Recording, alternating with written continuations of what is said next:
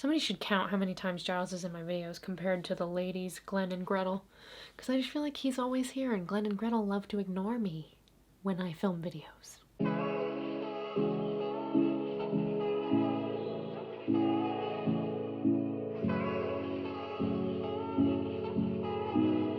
Welcome back to my channel. Today we are continuing to talk about spirituality, magic, witchcraft, and anxiety and OCD. So I've shared on my channel before a little bit about my mental health and a little bit about my OCD journey, being diagnosed with OCD and living with OCD since I was a kid.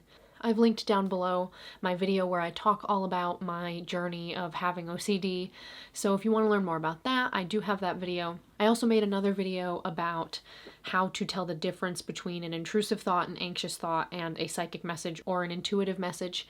So if you're interested in watching that, that's also linked down below. And we're continuing this series of talking about spirituality and anxiety with this video also. So in this video, I'm going to share with you some of my tips for witches who have anxiety, spiritual practitioners who have anxiety or OCD. Oh, thank you. He's sitting in my lap.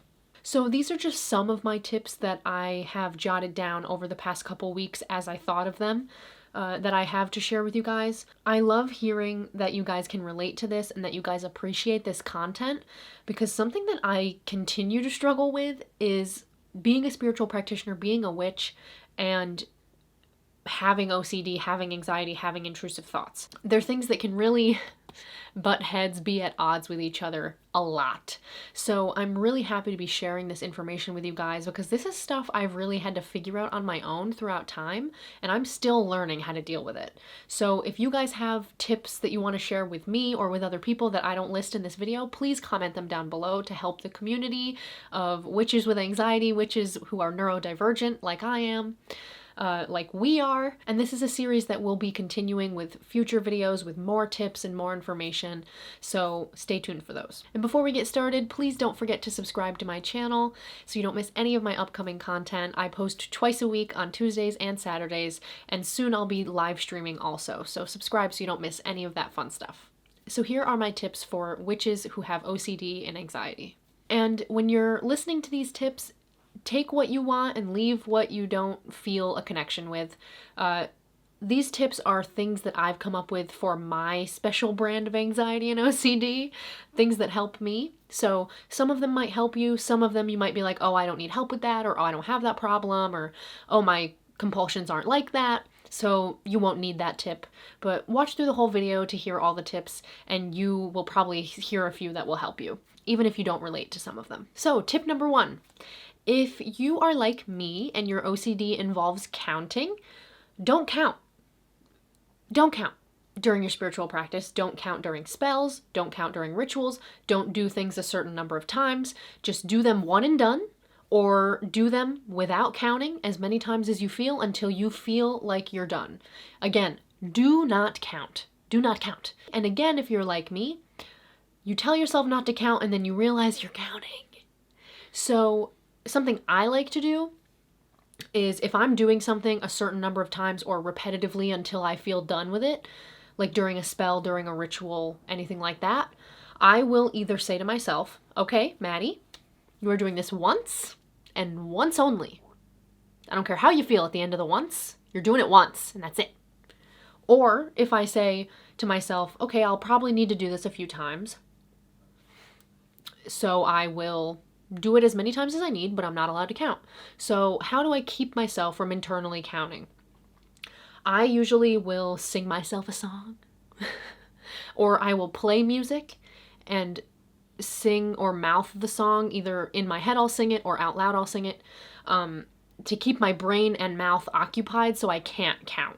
So if you struggle with counting and you can't count things because it's triggering for you or because it's a compulsion that you do and it'll turn into a stressful thing, either say to yourself, I'm not counting and I'm not repeating things. I'm doing it once and that's it. I'll do this spell once, or I'll do this step in this spell once.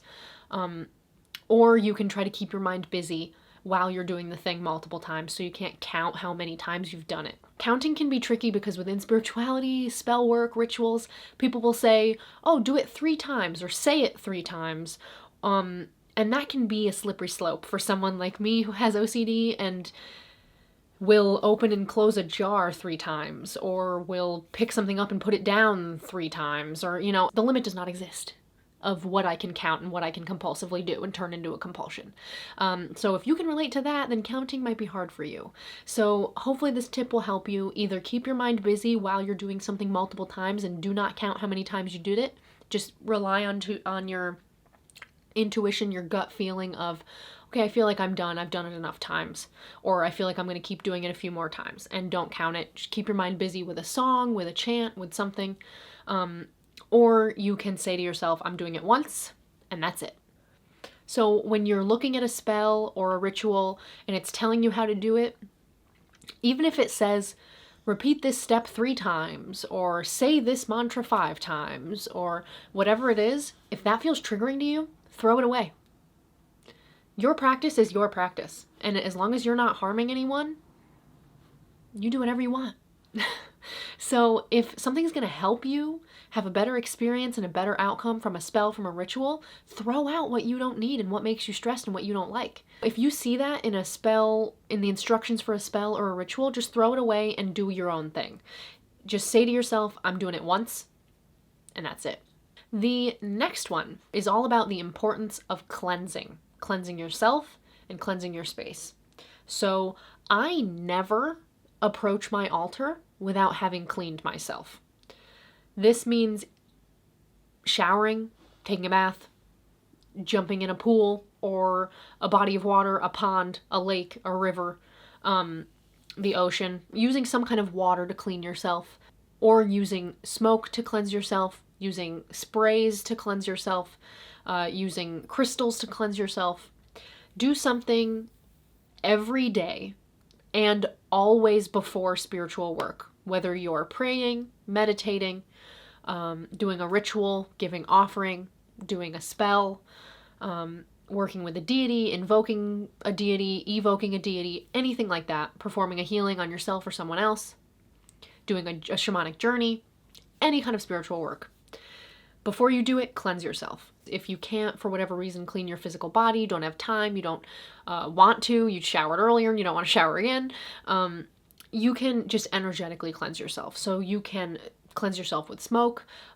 Make sure to use herbs that are ethically okay to use. So if you're not an indigenous person, you should not be burning sage. I am descended from Celts, so I use herbs that are more native to my people. And I do not smudge. I do a different form of smoke cleansing that is Celtic. So you can use smoke to cleanse yourself with the appropriate herbs. You can also use sprays. There are a lot of sprays that you can buy that are, they say on the label that they're for cleansing. Again, check the label to make sure that they're not sage, because unless you're an indigenous person, you shouldn't be using sage. You can also make your own sprays with your own herbs, which is a whole separate video, but you can use sprays, smoke, or water to cleanse yourself. So this is really important. If you're someone with anxiety, OCD, intrusive thoughts, anything like that, you need to be cleansed energetically before you do any kind of spiritual work. You'll find that your mind will be clearer, you'll have an easier time sitting still, you'll have an easier time being present in the moment, and you'll have a better outcome with your spiritual working, whatever it is in that moment that you're sitting down to do. And throughout your daily life, you'll just have a better time if you're cleansing yourself daily. Ground yourself. Before any spiritual working, ground yourself. Before a spell, ritual, anything. You can ground yourself a lot of different ways. If you have the ability to go outside before you do it, you can just place your feet on the ground, preferably on the grass or the dirt, or directly on the earth, not on cement or concrete. And ground yourself that way. And while you're doing that, really focus on feeling your feet on the earth. And you can even visualize growing roots into the earth. So that's one way you can do it, is by going outside and planting your feet on the ground. If you don't have access to an outside space, or you don't have time to go outside and come back and you just want to sit down at your altar and get started, you can also ground yourself just by sitting at your altar and doing that same visualization while you're not touching the earth. So you can do that same visualization of yourself growing roots into the ground to ground yourself before you start. This will help you to feel present in your body. This will help you to not get too caught up in the energy of up here and have racing thoughts and intrusive thoughts and anxious messaging coming through.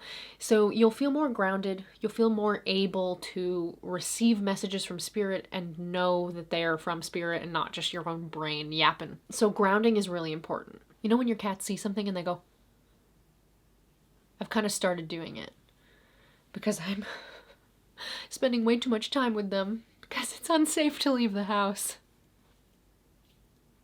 God! Protecting yourself. So protection in your daily life is very important. I'm talking about spiritual protection. So wearing things that are protective crystals, protective symbols. You can even get a necklace or an amulet and charge it with that energy of protect me from intrusive thoughts, protect me from anxious thoughts, protect me from inner and outer harm. That's a great phrase that I love to use, is protect me from inner and outer harm, because my brain does try to harm me. Daily protection is really important. You can also protect yourself, again, with sprays. I have this one protection spray that I bought at one of my local metaphysical shops, and it's just called Sun's Eye Mystic Blends Protection Spray. And it's just got a variety of different herbs in it, and this is a great spray to use when you need a little bit of protection in your spiritual space, or in your own energetic body. You can spray it over yourself. Another aspect of protection is casting a circle. Casting a circle is optional if you are a witch or a Wiccan or performing any kind of magical spiritual work. You don't have to cast a circle. It's something that resonates with some people and doesn't with others. So I personally sometimes cast a circle, sometimes don't. I more often do than I don't. I personally feel like casting a circle for someone like me who has mental illness, is neurodivergent, has trauma, has some CPTSD, OCD, anxiety, and other things. It can be good to cast a circle to protect you, because really what you're doing when you cast a circle, and I have a video all about casting a circle if you want to watch that, check that out, it'll be linked down below. When you're casting a circle, you are calling on the watchtowers to watch over you. You are setting up north, south, east, west. You are setting up watchtowers around you, behind you, in front of you, to the sides of you, where these energetic beings that protect you and watch over you all the time, they can kind of sit in those watchtowers to give you a visual of what's going on and look out and keep away any negative energy, keep away any chaotic beings, any beings of the shadow, any thoughts of the shadow. They can help to protect you. So if you've never tried casting a circle and you have anxiety, OCD, and you feel like it comes in during your ritual, during your spell work, during your prayer, during your meditation, consider casting a circle before you do it. It might help you a lot, so give it a try and see if it helps. Metta meditation. Metta meditation is not something I know a lot about. I only know what my sister has taught me because she knows all about it. Metta meditation is all about saying certain phrases while you meditate. Now, stay with me, because when I first heard of this, I was like, that sounds a lot like it's going to trigger my counting problem. It's going to trigger my counting compulsion. I'm going to be counting how many times I said the thing, and it's not going to go well. Metta meditation is so, so helpful. Again, I don't know a lot about it, but the way I was taught is to use these 4 phrases. While you're meditating, you're saying these 4 phrases over and over again. May I be happy and peaceful. May I be healthy and strong. May I be safe and protected from inner and outer harm. And may I be filled with ease. So those are the 4 phrases that when I do metta meditation, I'm saying over and over again. And the way metta works is you can say these for you, or you can say them for someone else, or you can say them for all. So I could do metta meditation and do it not for me, but for my cat, Glenn. I could say, may she be happy and peaceful. May she be healthy and strong. May she be filled with ease. May she be safe and protected from inner and outer harm. And even though we're saying something a certain amount of times and we're repeating these 4 phrases the whole time we're meditating, it brings a feeling of peace. It makes you feel settled.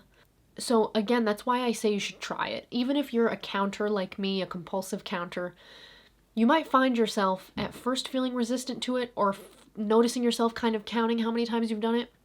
But as you keep saying it, the words really sink into your energy field and you start to feel the effects. So try metta meditation with these phrases. Sit down and repeat these 4 phrases to yourself over and over again.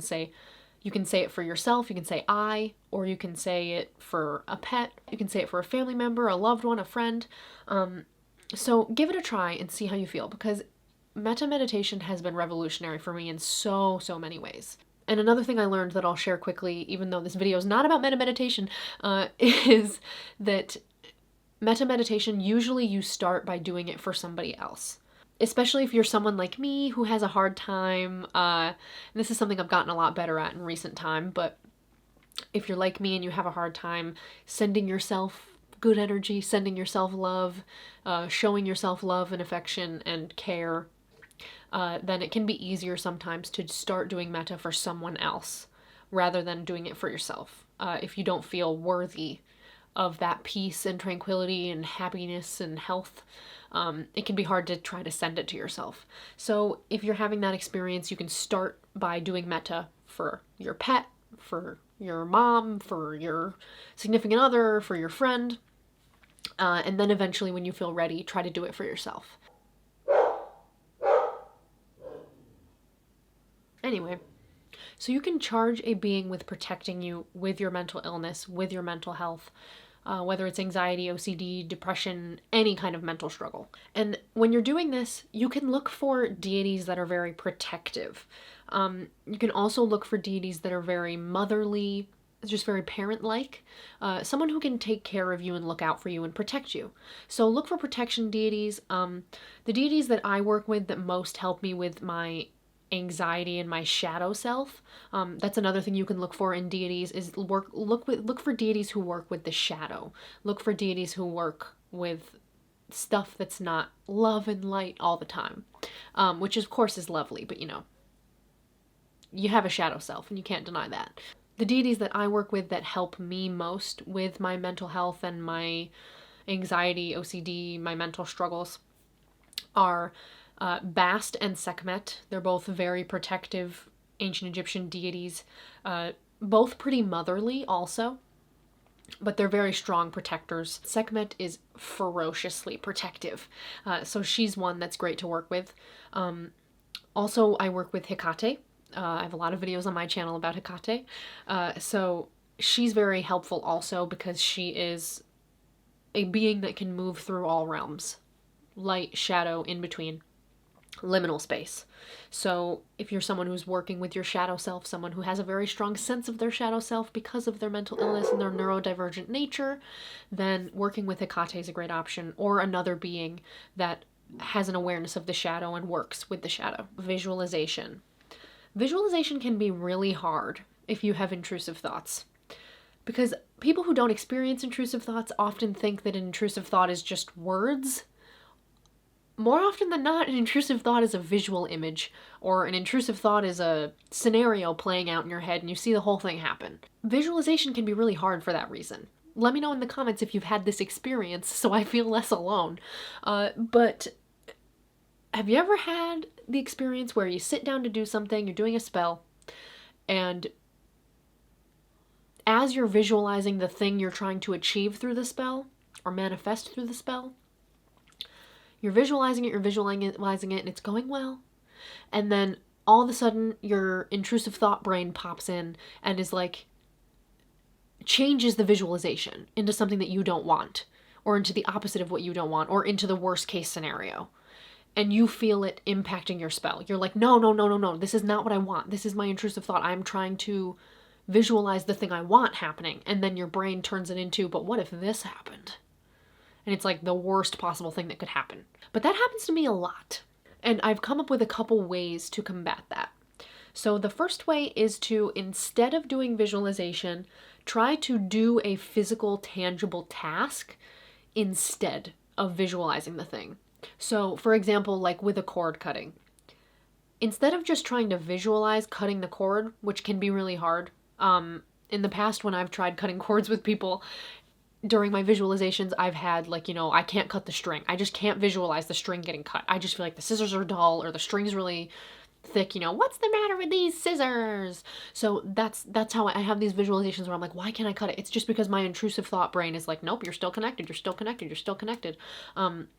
So for example, in that situation, instead of beating yourself up and trying again and again and again to get the visualization right, just have tangible objects that you can cut the cord physically in front of you, and it has nothing to do with your visualization. So, get 2 candles, tie them together, light them both, cut the cord physically with scissors and your hand. So that's just one example. Find ways to do that with other spells, other rituals. So instead of trying to visualize and have a hard time and make yourself feel frustrated and angry, having a negative experience with a spell that's supposed to be a nice experience, just make it physical, make it tangible. Oh my God, that's amazing. Come over here and show everyone. She just showed me this. Isn't she incredible? Wow. Isn't she lovely? Sorry, that's probably copyrighted. Sorry, that's probably copyrighted. She has beautiful hair. So instead of visualizing it, do it physically in front of you. Can help a lot. Another thing you can do, if you're having trouble with a visualization, keeps going left and turning into something you don't want, or you're having trouble visualizing it at all, stay calm in the moment. If it's happening to you, stay calm, take a few deep breaths. Show yourself self-love in that moment. Don't get frustrated with yourself or start having all this negative self-talk about why can't you do this and this isn't hard and it should be easy and I shouldn't be having this struggle and this is so annoying and I hate myself and all these things. Stay calm. Give yourself self-love. Say, it's okay. I'm safe. I'm having a hard time, but that's okay. And then if you're still struggling, you can't find a physical way to do it instead of visualizing it, or you don't have the tools, and you're trying to right now do this spell or this ritual. Something I've done, and this is you have to be very trusting to do this, so it might take a few times to really sink in. But something I've done is I've stopped myself. I'm having a hard time visualizing. I've stopped myself, take a few deep breaths, show myself self-love, and then I will say, it is usually out loud. I will say this because it helps me to hear it out loud. I will say, even if I can't see it, it is there. So give that a try. Even though I can't see it, it is there. Or even though I can't see it, I am creating it. Slowly, over time, I am manifesting it. Or I am going to bring this into being. So that's a couple ways that you can combat struggling with visualization. Knowing yourself. Know your shadow self. Know your own personal struggles, your own personal triggers, your own personal tendencies, your own negative patterns. Do the shadow work. Do the deep dives into your subconscious. Do the deep dives into your ugliest self, your darkest version of yourself, your dark thoughts, your intrusive thoughts. Understand them. Understand the root cause of them. Understand when they started, why they started, how you can help yourself through them. Having that self-awareness will help you so much in your spell work, in your ritual work, in your spiritual practice, when it comes to your anxiety and your OCD or your intrusive thoughts creeping in. If you have self-awareness, you're more able to notice them and say, I know what you are. I've seen you before. I can recognize you. And you can do the things you need to do to help yourself. Part of shadow work and self-discovery and inner work is learning what helps you. So take the time to try out different methods and figure out what helps you with your anxiety and your OCD when it comes to your spiritual practice. Therapy. Go to therapy. Find a good therapist and go to therapy. I know in the US, this is a bit of a struggle because therapy is not cheap and neither is healthcare. And often healthcare doesn't cover therapy. Oh God, I'm sick of this country. So it can be a struggle. Sometimes, you can't afford therapy or you don't have time for therapy because you're working yourself to the bone because of capitalism. So I understand that. But if you are able to go to therapy, please go to therapy. Find a good therapist. You might have to shop around for a while to find the right fit for you. I know I've been there and had some therapists that I wish I'd never seen. So take the time to find therapists, read reviews, test them out, and see how you feel. But therapy is so helpful for any kind of mental health struggle, mental health condition, neurodivergent nature. So go to a therapist, seek therapy, help yourself. in that way. And the final tip is related to a previous tip, but it is all about using physical items to help your silly brain, to help your neurodivergent brain. So using colors, herbs, crystals, physical, tangible things that you can see in front of you and touch throughout your spell work and your spiritual practice, your ritual, any kind of spiritual working can help so much. So using a candle that's the correct color for whatever it is you're doing. If you're doing a healing, you can use purple or yellow. If you're doing protection, you can use the color black.